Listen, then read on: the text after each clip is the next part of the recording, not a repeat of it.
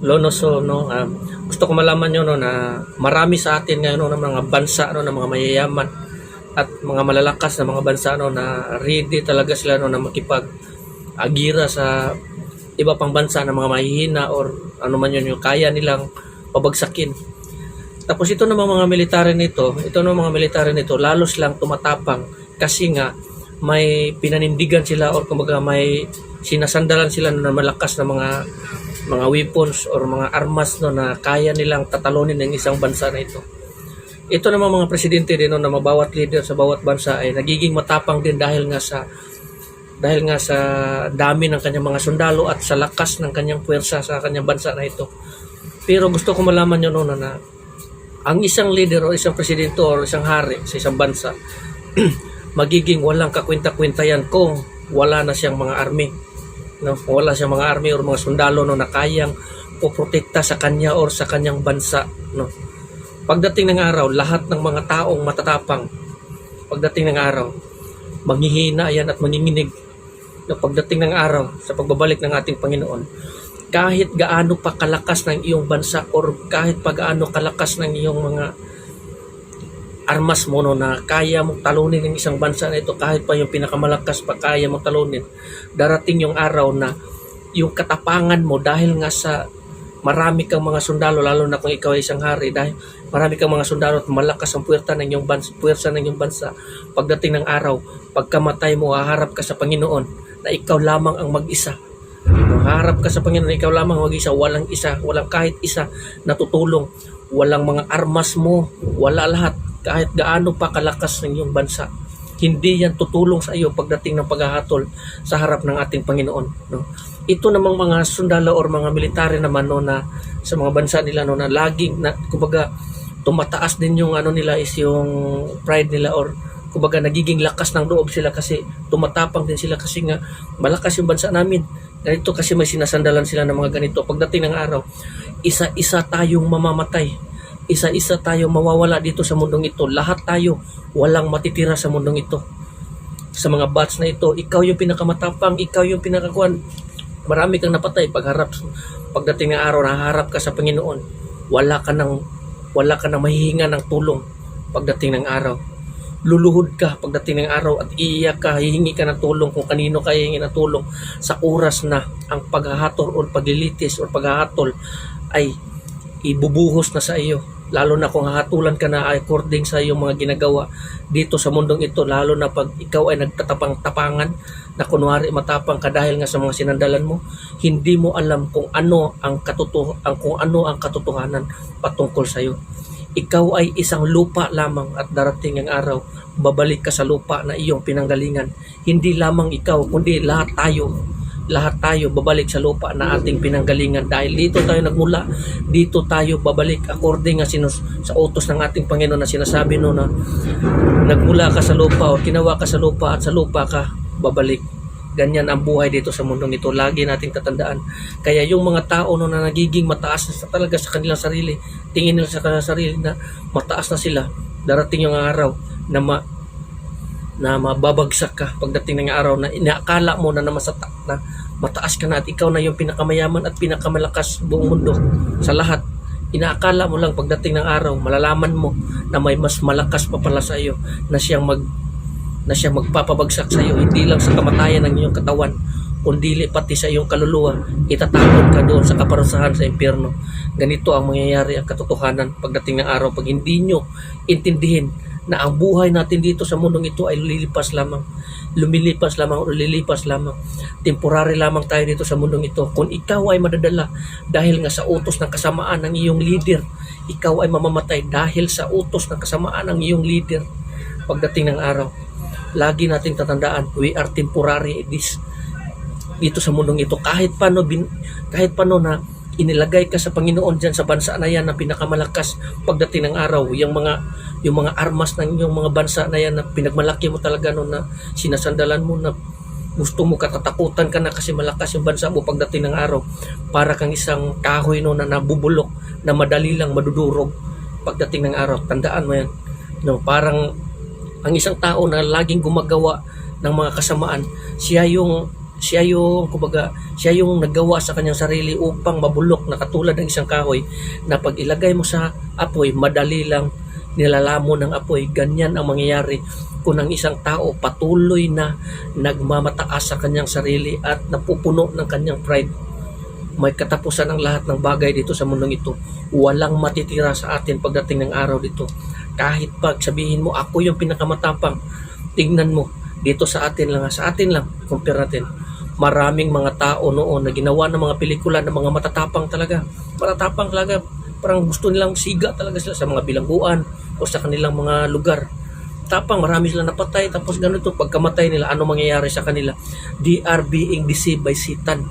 Nung unang panahon na binigyan sila ng lakas ni Satanas upang makipag-away na ganito, patayin ko ito. Tingnan mo pagkamatay nila kung ano mangyayari dyan. Diretso sa impyerno yan. If you forgive, kung hindi mo kayang magpatawad sa sarili mo, magpatawad sa mga nagkasala sa iyo at hihingi ng kapatawaran at magrepent ka sa lahat ng iyong kasalanan sa ating Panginoon, diretso ka sa impyerno. Kung ikaw ay isang nagtatapang-tapangan dito sa mundong ito, sabihin na lang natin na matapang ka, siyempre madali lang tayo mamamatay dahil tayo ay mga mahihina lang tayo. Magsugatan nga lang tayo, isasasaktan na tayo. Ganyan ang tao, napaka-weak, dahil ang katawang lupa na ito ay napaka-weak, napakahina, temporary lamang ito. Yung pinapalakas mo lamang ang iyong bansa, pero ikaw mahina ka pa rin pagdating ng araw.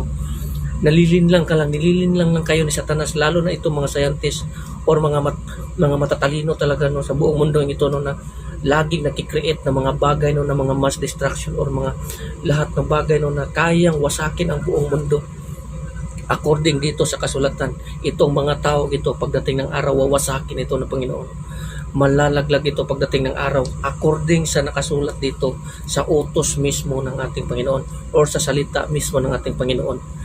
Kaya walang dapat hindi tayo dapat na sabihin natin sa ating sarili na matapang na tayo, malakas na tayo dahil mahina tayo. Yan ang katotohanan.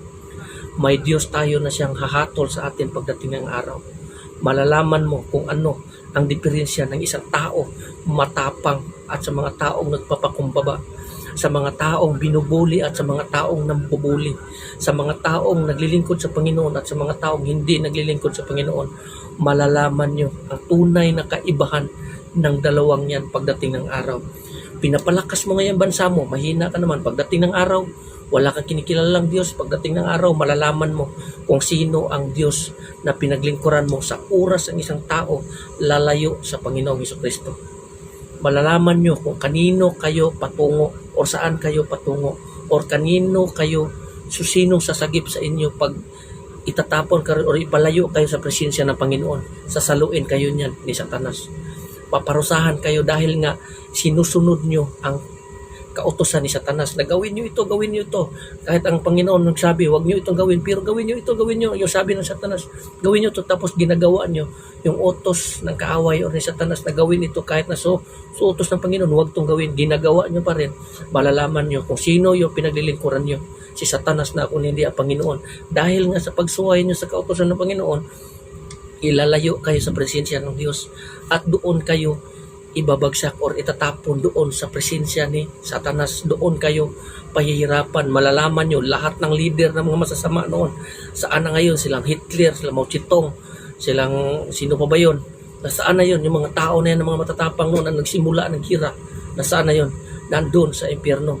No, nandun sa impyerno yung ganyang mga klaseng tao na siyang dahilan noon upang wasakin ang mundong ito, na dahil sa kanilang kasamaan maraming tao ang namamatay. Dahil nga sa mga kademonyuhan na ginagawa nila noon na sa pagsunod nila sa kanilang Diyos na mismo ang demonyo. Dahil nga diyan na marami silang pinapatay na tao dahil sa kanilang walang kwentang mga pride, dahil lamang sa kayamanan. Wala namang ibang pinagawayan o dahilan sa mga away na ito, isang punot dulo ng mga ganitong bagay, kundi kasakiman at sa kasakiman sa kapangyarihan o sa salapi. Pero isa talaga dito yung salapi. Yung pira talaga, yung kasakiman sa salapi, as pira. Yan yung dahilan kung bakit nagkakagulo ang mga tao na gustong palakasin itong bansang ito at ibagsak itong bansang ito. Gusto sila mag-away-away dahil nga sa pira na hindi naman talaga nila madadala pagdating ng araw ng kanilang kamatayan dito sa mundong ito. Kaya itong mga taong ito ay kinukontrol ito ng kaaway ni Satanas, itong mga taong ito, para gawin itong bagay na ito na alam naman nila na wala talagang kabuluhan, no? Sana na mamumuhay lang sana dito ng mapayapa sa mundong ito, pero dahil nga sa kasamaan ng tao, nagkakagulo at matutupad ang sinasabi dito sa kasulatan, kasi sinasabi dito na pagdating ng araw, the love of many will grow cold. So ang pag-ibig sa lahat ng tao or sa karamihan ng tao ay lalamig. Ang pag-ibig sa karamihan lalamig. Ito na yung nangyayari ngayon dahil nga sa ating pagsuway sa ating Panginoon. Nangyayari itong mga bagay na itong mga kalamidad, gira, bagyo, dahil sa kasamaan ng tao na hindi na bumabalik sa ating Panginoon. Kaya madali lang tayong naatake ng ating kaaway na si Satanas na kontrolin. Pag ang isang tao kasi pinapasukan ni Satanas na kontrolin, walang ibang laman ng isip yan kundi umaatake, pumatay, to destroy, kill, destroy, ganyan. Linlangin mo ito, ganito. Pag yan ang mga bagay na yung isa naman, ganun din pag-iisip, tapos ayaw itong magpaawat, yan yung dahilan kung bakit nagkagulo ang bawat bansa or ang bawat tao sa isang bansa. So hanggang dito na lang, maraming salamat and God bless everyone. Amen.